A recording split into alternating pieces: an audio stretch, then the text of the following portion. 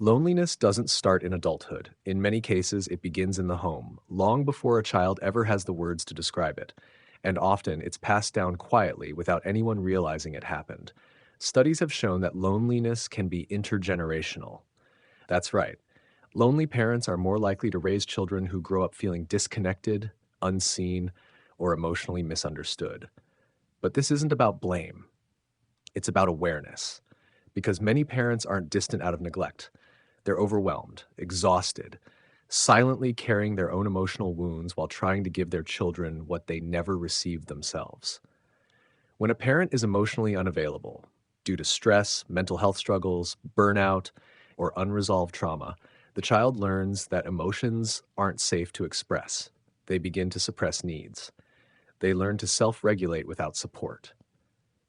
They grow up to be independent, but also emotionally guarded, even with the people closest to them. Psychologists call this attachment shaping, the way our earliest emotional bonds set the tone for how we connect with others for the rest of our lives. A parent who is lonely may not say it aloud, but their child often feels it in the quiet distance, the lack of presence, the emotional unavailability that teaches a child don't expect too much from people, don't take up too much space. And so the child grows into an adult who mirrors what they lived.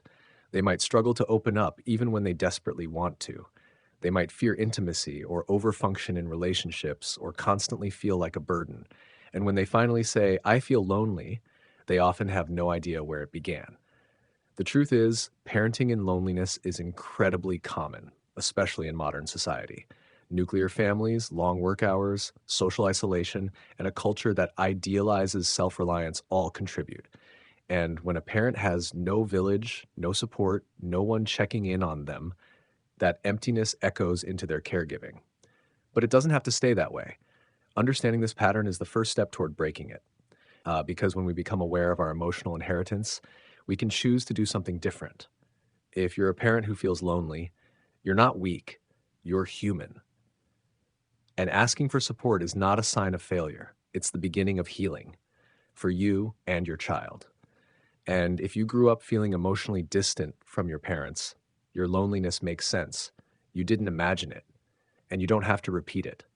Connection can be rebuilt, but only when we stop pretending we're fine and start telling the truth about how we feel. Click like to support this message. It helps more people feel seen. And if you're unpacking the loneliness you inherited, you've already taken the first step toward breaking the cycle. Find your spark, find your people.